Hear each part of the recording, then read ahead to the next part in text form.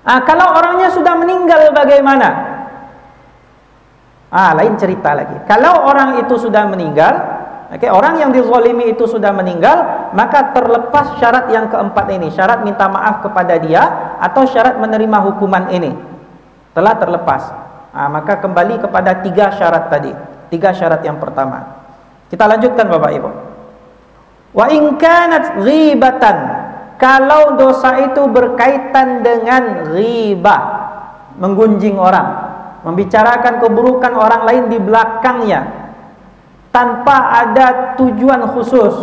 Kalau ada tujuan khusus, misal mencari solusi dari keburukan orang itu, atau mengadukan keburukan orang itu kepada hakim atau kepada orang yang berwenang untuk menindaknya. Misal guru melihat keburukan murid-muridnya, kemudian dia bicarakan dengan orang tua si murid, maka ini tidak termasuk kepada ghibah. Kenapa? Karena dia dalam rangka mencari solusi kepada pihak yang memang berwenang untuk solusi itu. Harus pihak yang berwenang, orang tuanya kah, atau aparat keamanan kah misalkan. Tapi kalau misalkan kita bicarakan keburukan tetangga kita, antara kita sama kita saja, sesama tetangga pula, tidak kepada RT, tidak kepada RW, tetangga sama tetangga membicarakan keburukan tetangga, maka walaupun itu disebut kami ingin cari solusi Ustaz, tapi tidak ada solusi, mau tahu tamu di itu saja tiap hari, tidak ada solusi, maka ini ghibah. Wa in kanat ghibatan, kalau dia berkaitan dengan ghibah, istahallahu minhu, maka syarat sah taubat dia adalah meminta halalkan kepada orang yang dighibahi itu. Meminta halalkan maksudnya meminta maaf. Ambo dulu pernah menyebut iko. Ambo mau tahu si iko tentang angku, modeko. Kini ambo nio minta maaf, ambo menyesal bana. Tak malu tu Pak Ibu. Tak hilang muka ada. Tapi kalau tak seperti itu, tak sah pula taubat kita. Maka hati-hati Bapak Ibu, dosa ghibah itu tak dosa main-main. Tak dosa main-main. Syarat sah taubat dia harus minta maaf kepada orang yang dighibahi itu. Sekarang gimana mau minta maaf? Mau minta maaf? Malu. Hilang muka. Menanggung malu dimarahi orang itu, menanggung malu tahu orang lain Tapi kalau tidak seperti itu, tidak sah taubat kita. Maka hati-hati Bapak Ibu, hati-hati, jangan anggap sepele suatu amalan buruk sekalipun, jangan pernah anggap sepele. Karena apabila dia berkaitan dengan hak manusia, maka syarat sah taubat dia harus mengembalikan hak itu atau meminta maaf atau meminta halalkan, baru sah. Kalau tidak sah taubat ini. Maka hati-hati Bapak Ibu. Berapa banyak dulu orang yang sudah kita ghibahi, temuilah itu. Berat dosa ghibah itu Bapak Ibu. Maka hati-hati dalam menjaga lisan. Wa yajibu an yatuba min jami'idz dzunub, dan wajib seseorang itu bertaubat dari seluruh dosa. Fa in taba min ba'dihha, kalau seseorang itu bertaubat dari sebagian dosa. Kalau seseorang itu bertaubat dari sebagian dosa, dia taubat dari dosa meninggalkan solat, tapi yang memakan riba lanjut juga. Contoh, dia taubat dari dosa meninggalkan solat, tapi yang buka aurat lanjut juga. Contoh, maka yang seperti ini sahhat taubatuhu inda ahlil haqqi min dzalikadz dzamb. Sah taubat dia dari dosa yang dia taubati itu, wa baqiya alaihil baqi, dan maksiat yang belum dia taubati masih berjalan dosanya kalau maksiatnya masih berjalan. Atau kalau maksiatnya sudah selesai, masih tercatat dosa itu di catatan keburukan dia. Maka dosa itu mesti ditaubati satu persatu keseluruhannya, semuanya. Kalau tidak dia berjalan juga.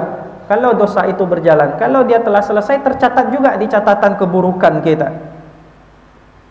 Wa qad tazaharat dalailul kitabi was sunnah, dan telah jelas dalil dari Al-Quran dan As-Sunnah wa ijma'il ummah, dan ijma' kaum muslimin ala wujubit taubah, atas wajibnya taubat.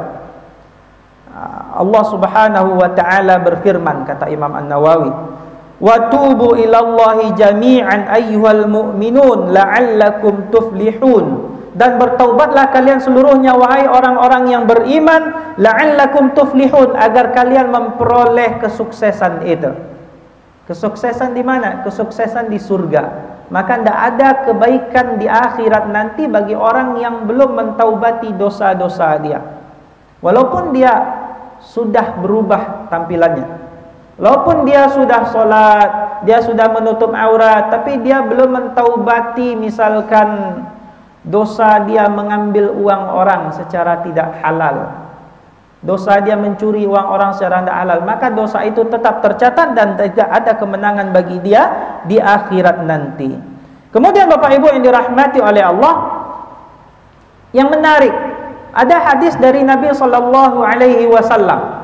Ini dikutip oleh Imam An-Nawawi. Beliau mengutip hadis Nabi sallallahu alaihi wasallam yang diriwayatkan oleh Imam Al-Bukhari dari sahabat Abu Hurairah radhiyallahu anhu. Beliau berkata, sami'tu Rasulullah sallallahu alaihi wasallam yaqul, aku mendengar Rasulullah sallallahu alaihi wasallam bersabda,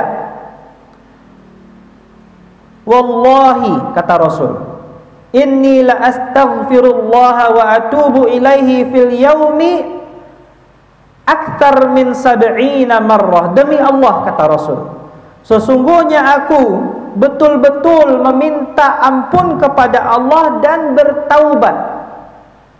Betul-betul meminta ampun kepada Allah dan bertaubat, berarti beliau betul-betul beristighfar kepada Allah dari relung hati beliau. Tidak sekedar astagfirullah, tidak sekedar baca asal selesai saja, tidak. Tapi betul-betul dari dalam hati beliau, beliau takut dengan segala macam dosa. Padahal Rasul adalah seorang yang maksum, terjaga dari dosa. Tapi beliau masih beristighfar dengan istighfar yang serius, istighfar yang khusyuk. Berapa kali? 70 kali dalam satu hari, satu malam. Ini beliau tidak ada dosa, Bapak Ibu. Dalam riwayat yang lain, dalam hadis riwayat Muslim, Rasul katakan, ya ayuhan nas, wahai sekalian manusia, tubu ilallahi wastaghfiru, bertaubatlah kepada Allah dan minta ampunlah. Fa inni atubu fil yaumi, karena sesungguhnya aku bertaubat dalam satu hari itu mi'ata marrah, 100 kali. 100 kali bertaubat. Ini siapa yang bertaubat, Bapak Ibu? Rasul sallallahu alaihi wasallam, yang beliau tidak punya dosa. Rasul tidak ada dosa beliau, karena beliau dibimbing langsung oleh Allah Subhanahu wa taala. Beliau bertaubat, beristighfar kepada Allah dengan istighfar yang dari hati beliau baca 100 kali. Maka kita yang berdosa setiap hari ini, berapa seharusnya istighfar kita, Bapak Ibu? Kita yang berdosa setiap hari ini. Kalau ada orang mengatakan, Ustaz, ambo rasa-rasanya hari itu yang tidak ada dosa-dosa, itu sudah dosa. Kalau ada orang merasa bahwa dia hari ini tidak ada melakukan dosa, maka perasaan dia tidak berdosa itu adalah sebuah dosa. Menganggap dirinya bersih.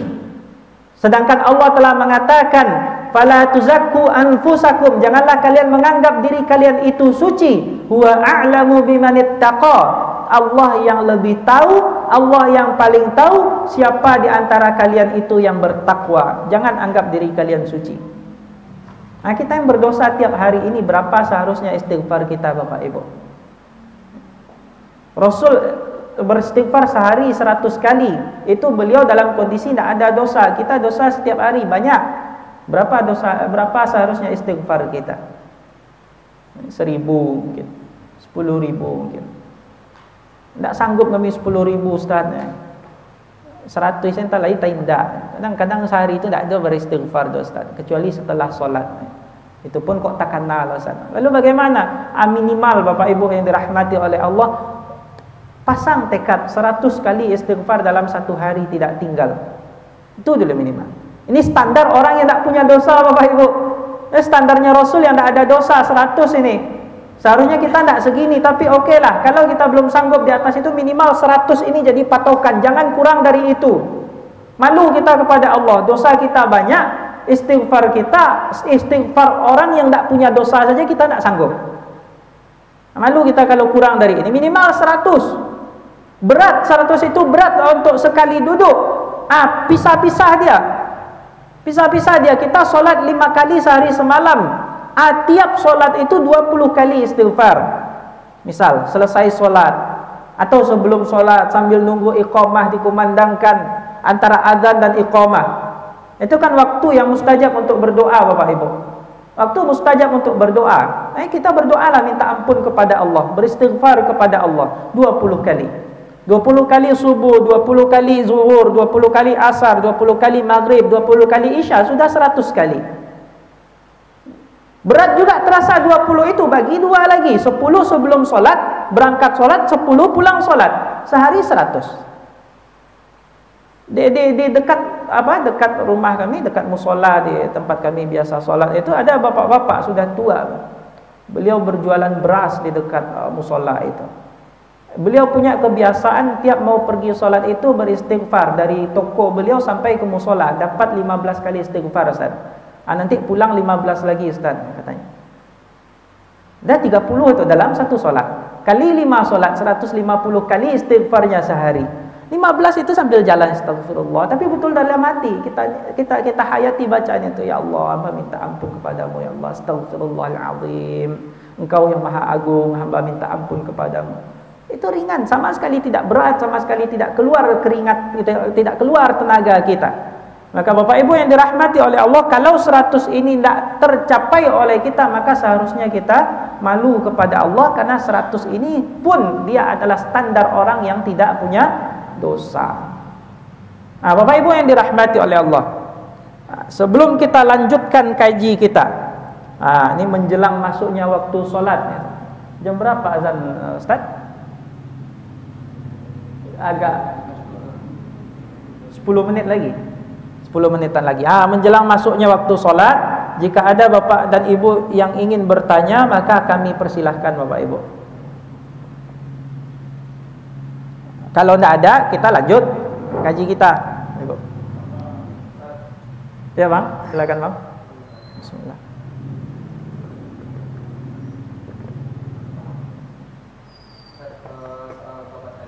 Ya Bang.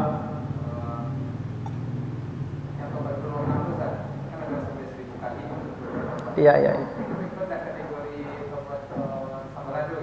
Gitu.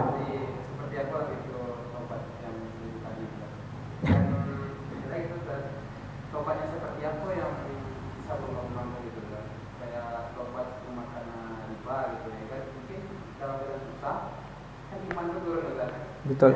Mungkin ada waktu susah yang dorong gitu kan. Kata-kata itu adalah beribadah dulu gitu kan, untuk mengamalkan fungsi gitu. Oke.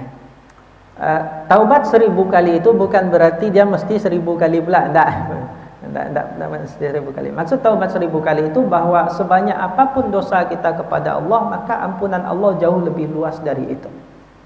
Maka Allah katakan dalam Al-Qur'an itu, Qul ya ibadiyalladzina asrafu ala anfusihim la taqnatu min rahmatillah. Katakanlah, kata Allah menyuruh kepada Nabi Muhammad, katakanlah wahai Muhammad, ya ibadi. Katakanlah, ini perkataan Allah. Allah menyuruh Nabi Muhammad menyampaikan kepada umatnya, ya ibadi, wahai hamba-hambaku, alladzina asrafu ala anfusihim, wahai hamba-hambaku yang mereka menyia-nyiakan dirinya sendiri.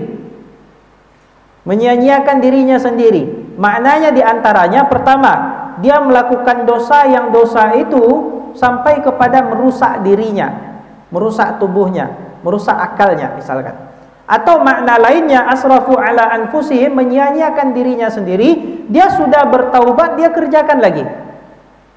Dia sudah bertaubat, serius taubatnya, tapi dia kerjakan lagi setelah itu. Dia taubat lagi, dia kerjakan lagi. Dia taubat lagi, dia kerjakan lagi. Maka terhadap orang yang menyia-nyiakan diri mereka seperti ini, kan itu terlihat seperti menyia-nyiakan, sepele saja. Ibarat orang bermain di tepi jurang gitu. Allah mengatakan ya ibadi. Allah masih memanggil dengan panggilan yang lembut, wahai hamba-hambaku. Alladzina asrafu ala anfusihim, yang mereka menyia-nyiakan dirinya sendiri. La taqnatu mir rahmatillah, kalian janganlah berputus asa dari rahmat Allah, kata. Innallaha yaghfirudz dzunuba jami'a, sesungguhnya Allah mengampuni dosa-dosa itu.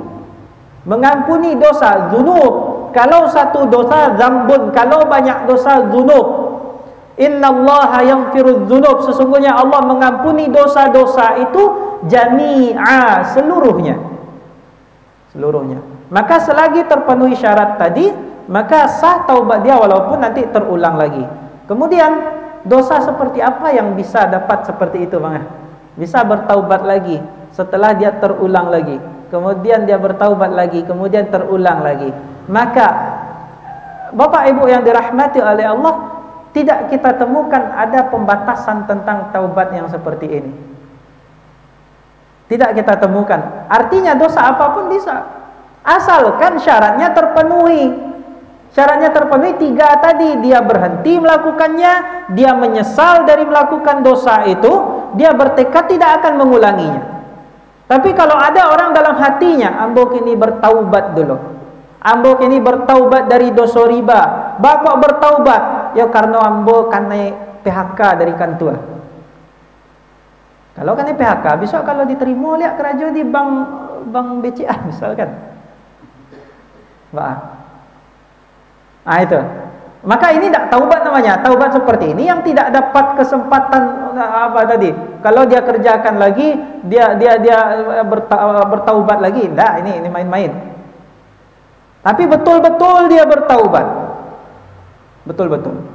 Berarti kan kalau kita Kalau kita pakai syarat tadi, kita betul pahami syarat tadi, bahwa ada dia berhenti dari perbuatan itu, dia menyesal dan dia bertekad tidak akan mengulangi, berarti kalau kita lihat dari 3 syarat ini, berarti dia adalah dosa yang tidak butuh kepada proses panjang. Nah, misal gini, dia menyesal dari melakukan dosa itu. Dia bertekad tidak akan mengulanginya. Tapi tak kala dia terkendala dalam masalah ekonomi, dia pinjam ke bank ribawi. Maka belum ada penyesalan. Kenapa? Karena di situ untuk meminjam itu kan butuh proses. Biasanya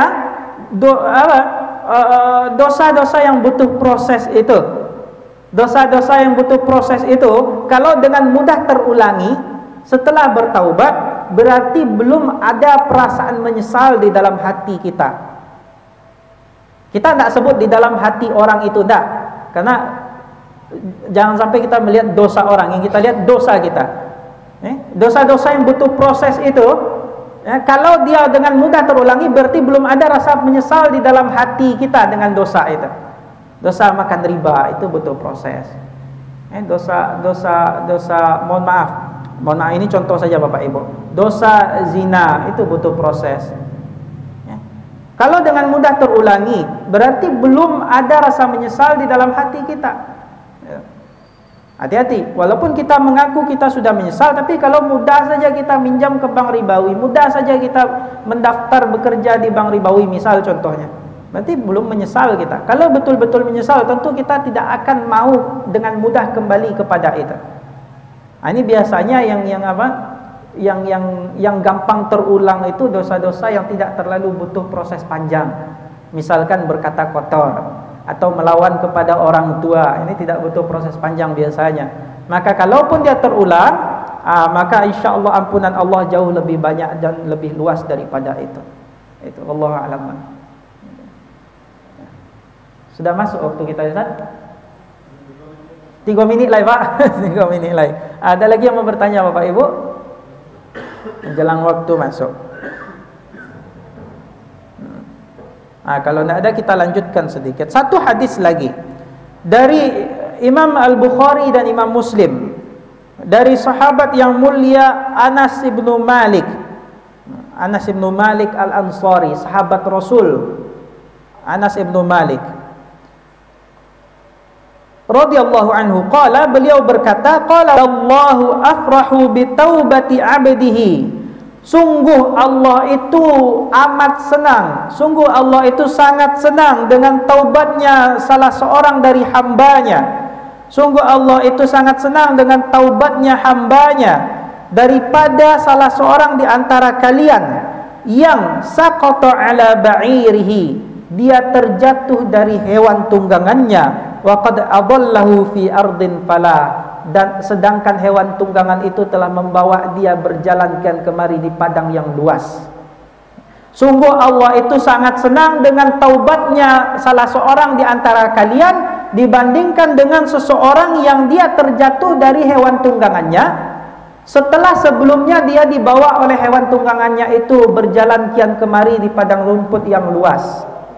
Ini kiasan dari Rasul, Bapak Ibu. Apa maksudnya? Maksudnya seseorang yang terjatuh dari hewan tunggangannya setelah dia dibawa berjalan kian kemari oleh hewan tunggangan itu, maknanya seseorang yang membiarkan diri dia dibuai oleh dosanya itu. Dia tahu dosa, tapi dia biarkan saja berjalan kian kemari dirinya dengan dosa itu. Tidak ada usahanya untuk ibaratnya memegang tali kekang hewan tunggangannya itu, mengarahkan hewan tunggangannya itu, tidak ada usahanya. Dia biarkan hewan tunggangannya jalan kian kemari. Tidak ada usahanya mengarahkan dirinya, tidak ada usahanya untuk berubah, untuk bertaubat, untuk hijrah kepada Allah. Dia biarkan saja gitu berjalan. Ya, dia tidak peduli dengan dosanya, apapun alasannya. Maka tidak ada cerita orang yang bangga dengan dosanya, melihatkan dosanya kepada orang dengan alasan tidak mau munafik. Tidak ada cerita itu.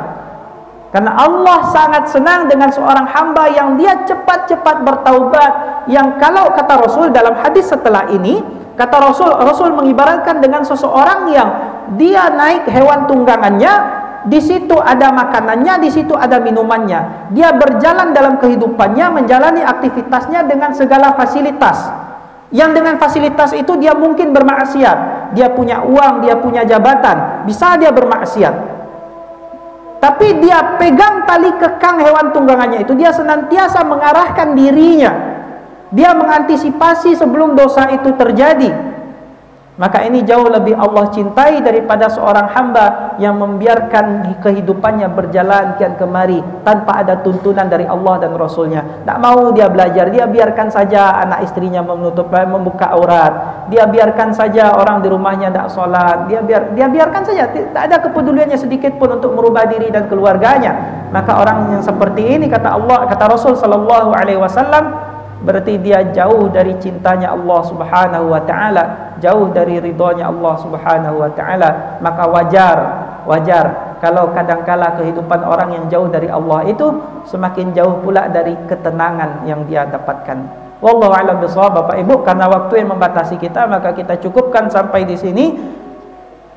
Kami mohon maaf untuk segala kesalahan. Kita tutup dengan doa kafaratul majlis. Subhanakallahumma wa bihamdika asyhadu an la ilaha illa anta astaghfiruka wa atubu ilaik. Wassalamu alaikum warahmatullahi wabarakatuh. Ya.